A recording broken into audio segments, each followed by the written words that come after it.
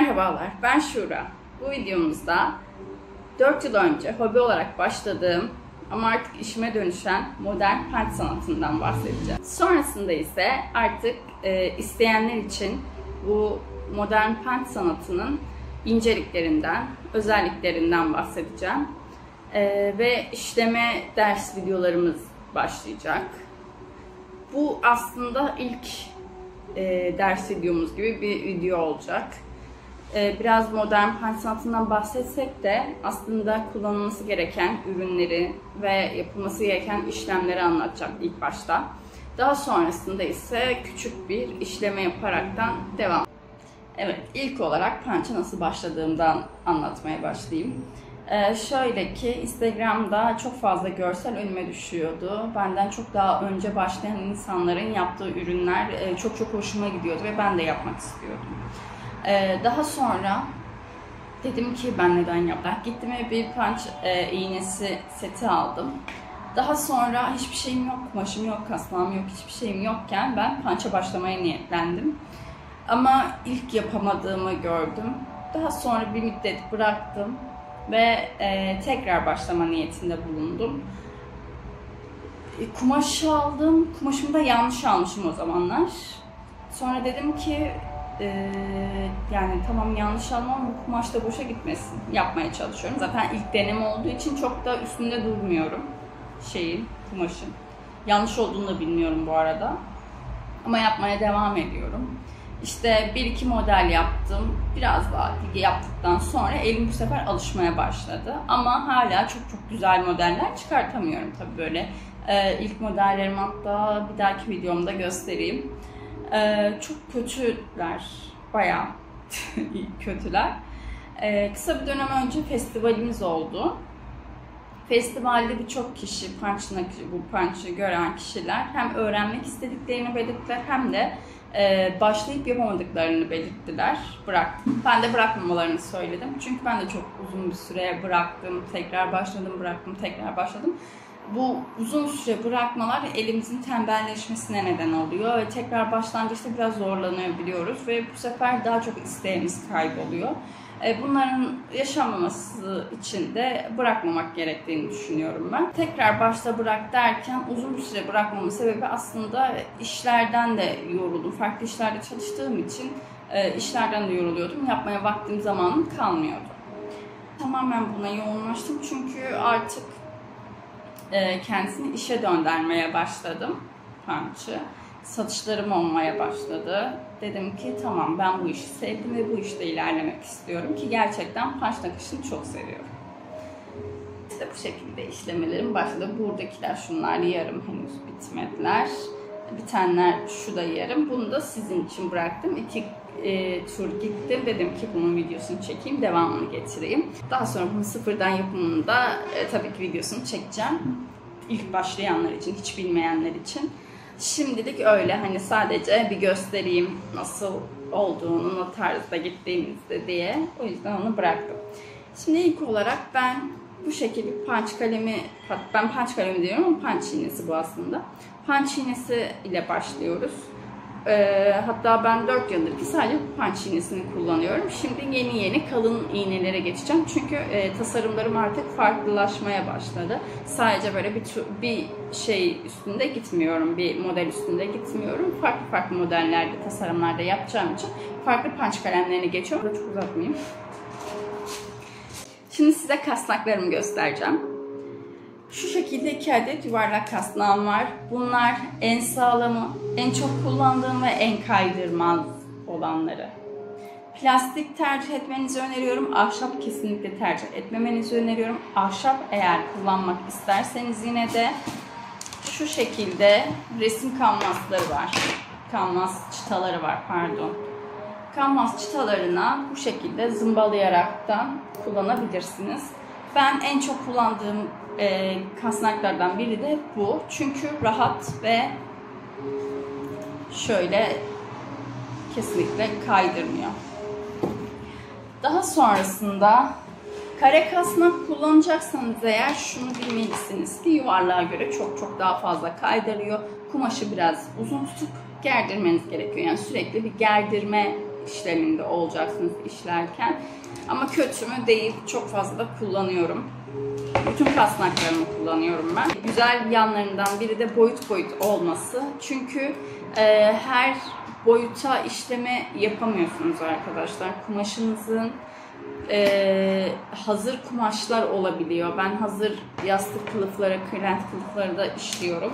Ve onların genelde hazırını kullanıyorum dikiş bilmediğim için. Yani elimle dikiş bilmemek değil de elimle dikiş yapıyorum, makineyle değil.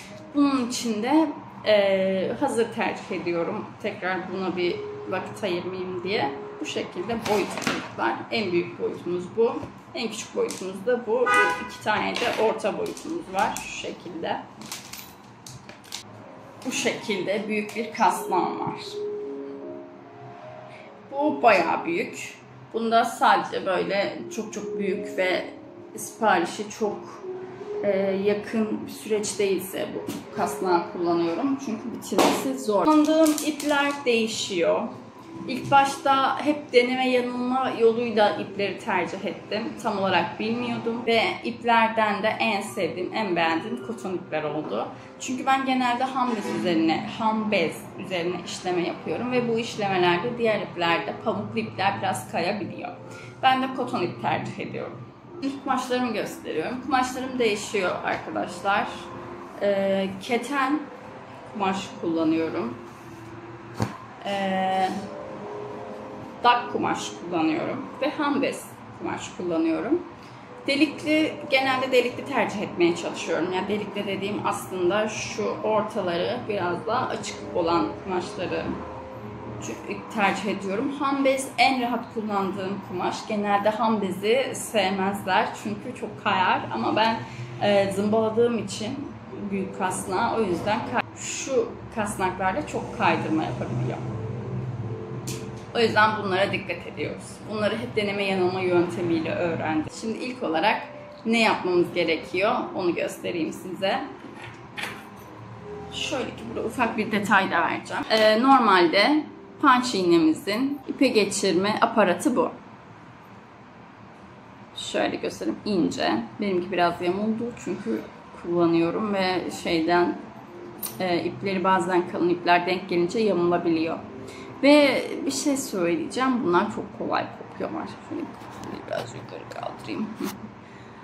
Onlar çok fazla kopuyor. Birazcık dayanıksız olabiliyor. Çünkü ben biraz daha sert ipler kullandığım için o iplere dayanamayabiliyorlar. Ben de onun için kendime yeni bir çözüm ürettim. Dedim ki kalın misina da aynı şeyi görür. Kaybolmasın diye de şöyle bir mandal taktım. Ama bu benim daha çok işime yarıyor, daha çok işimi görüyor. Bunun yapılışında isteyen olursa gösterebilirim. Çok basit bir şey zaten. Yani görünüşte de yani şöyle görüntüden de çözebilirsiniz nasıl yapıldığını. Şöyle. Bunu kullanıyorum genelde. İlk ipi geçirmeyi göstereceğim için şu kalemimi kullanıyorum genelde ben. O ince uç, bu kalın uç. Ben genelde kalın uçla çalışıyorum. Şöyle ucunu gördünüz. Şu yatay kısmını, kesik kısmından bu aparatımızı, tel aparatımızı şöyle geçiriyoruz. Eğer burada ucu takılırsa şu kapağını çıkartmanız yeterli. Şöyle çıkartıyoruz ama kapağı geri takıyoruz. Üstünden kapağımız burada duracak. Şöyle telimiz çıktı. Göstereyim, gözükmüyorsam şu üstünde göstereyim siyahtan. Şöyle telimiz buradan çıktı. İpimizin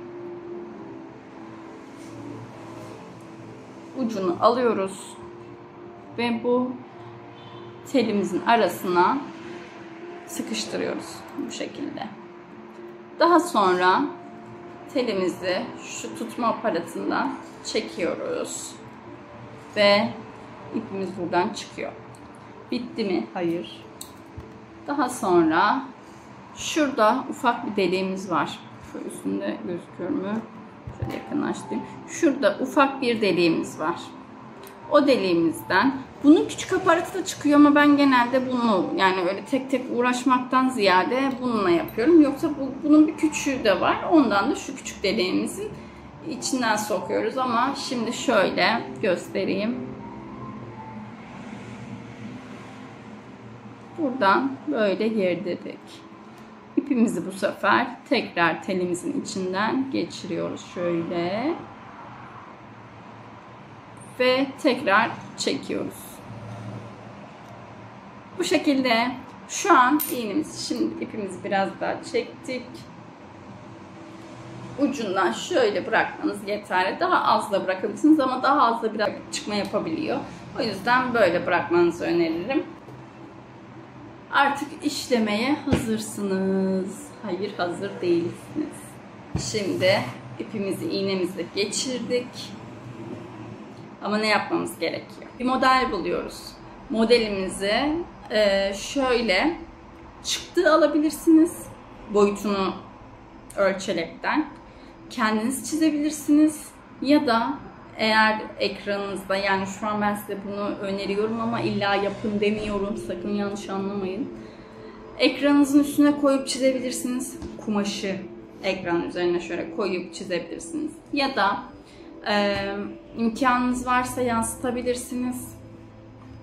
O da yoksa benim en çok önerdiğim kopya kağıdıyla çizmeniz. Bir sonraki videolarımızda da işleme videolarımız gelecek. Çizim videolarımız gelecek ve buna benzer videolar atacağım. Süresi çok uzun olmayacak videolarımın. Genelde kısa kısa videolar atacağım.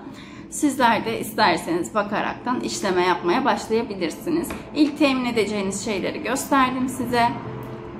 Punch iğnesi, benim önerdiğim yuvarlak kasnak şu şekilde. Bunların genelde kolay işlenmesi ve batmaması için şöyle bir aparatı oluyor. Kalın, geçirip onunla işliyorsunuz. Daha rahat işlersiniz. Bende de var. Şu an bulamadım. O yüzden gösteremiyorum. Daha keten ya da ham bezli kumaş. Onun haricinde makas. İşleyebileceğiniz bir model. Yani çıktı alabilirsiniz. Onları bir dahaki şeyde göstereceğim. Nasıl çizeceğimizi ya da neler kullanabileceğimizi. Onda da ufak detaylarım olacak. O videomu da kaçırmamanızı öneririm. Evet, kasnaklarımızdan, kumaşlarımızdan bahsettik. Şimdi işleme videomuza geçelim isterseniz. Yaptığım, zaten işlemeye başladığım bir kurbağam var. Onu işleyelim hep beraber birlikte. Daha sonrasında şunların öneminden bahsedeceğim. Nerelerde nasıl işleme yapabiliriz? Onlardan bahsedeceğim. Hangi ürünlere işleme yapabiliriz? Nereler punch, nerelerde kullanabiliriz, bunlardan bahsedeceğim. Şimdi ürünümüzü işlemeye, bu küçük kurbağamızı işlemeye başlayalım. Şöyle, tabi bunu ben şu an böyle tutuyorum ama siz daha rahat. Elimizin ucunu, şu kısmı, kesik kısmı, şu yatay kesik kısmı her zaman işleme yapacağımız yöne doğru gidecek. Yani bizi yol gösteren kısım burası. Şöyle ilk şeyimizi batırdık. Yakın çekime alacağım burayı.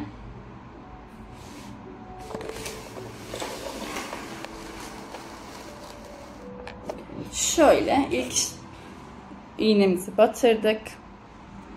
Daha sonra kaldırıyorum.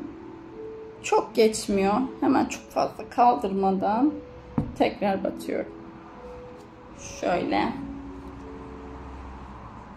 Çok fazla kaldırmadan tekrar batıyorum. Tekrar çok fazla kaldırmadan battım, çıktım, battım, çıktım, battım, çıktım. Araya çok fazla mesafe koymamaya çalışın. Çünkü ne kadar sık yaparsanız o kadar güzel gözüküyor. Arka tarafını göstereyim size şimdi. Bu şekilde. Şimdi şuradaki şeylerimiz, boşluklarımızı göreceksiniz. Onlar böyle ipler birbirine geldikçe, yaklaştıkça düzenli olacaklar. Şimdi tekrar batıp çıkmayı göstereyim size. Ucumuzu takip ediyoruz. Ön ucumuzu şu şekilde çok fazla kaldırmadan tekrar batıyoruz. Çıkıyoruz, tekrar batıyoruz. Çıkıyoruz, tekrar batıyoruz. Çıktık. Çıktık. Tekrar bat.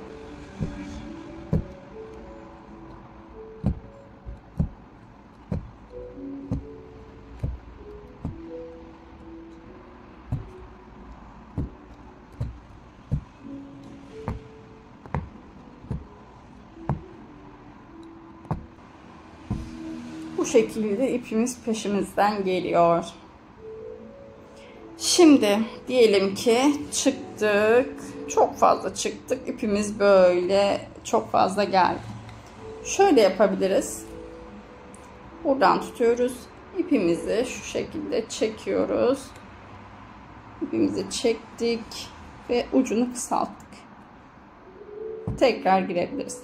Tekrar bakıyoruz. Çok uzun geldi. Şu şekilde ipimizi çekiyoruz ucundan ve tekrar batıyoruz. Korkmayın arkadaşlar. Çok fazla geldiğinde geri çekme şeyimiz var. Baktığınız yamuk işlemişsiniz. Hemen şöyle sökebilirsiniz. Kumaşınıza da şunu yapacaksınız. Şu an elimde iğnem olduğu için diğer iğneyi de yapıyorum. Şöyle çok bastırmadan hafif hafif üstünde izi kaybettirme olayı yapıyoruz.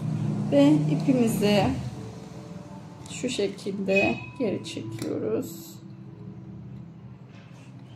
Şöyle geri çektim. Şöyle tutuyorum. Biraz daha çekiyorum. Ve işlememe tekrar devam ediyorum. Bunları detaylı zaten diğer videolarımda anlatacağım. Şu an sadece bir gösterme yapıyorum size. Ön gösterme gibi olacak bu. Bu şekilde işlemeye devam ediyoruz. Şimdi arkasından nasıl gözüktüğünü göstereyim size.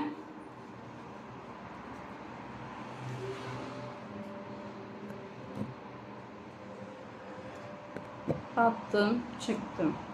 Battım, çıktım. Battım, çıktım.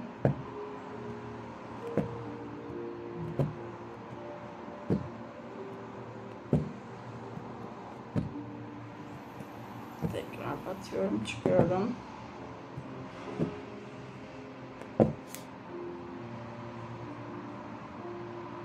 Şu an ben biraz zorlanıyorum yaparken. Çünkü havada tuttuğum için. Bu şekilde bata çıka gösteriyorum. Tekrar şöyle de gösterebilirim. Kamera biraz sallanabilir.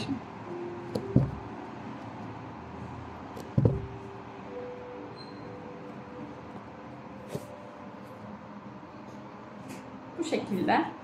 Tekrar şöyle göstereyim. Yandan ne kadar iğnemin ucunun girdiğini görün.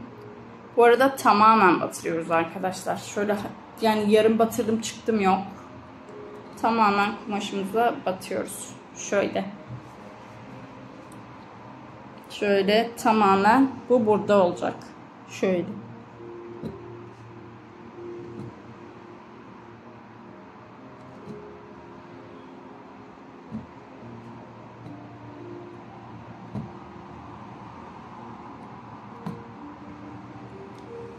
Böyle tamamen oturacak yani bu iğnemiz buradan gözükecek.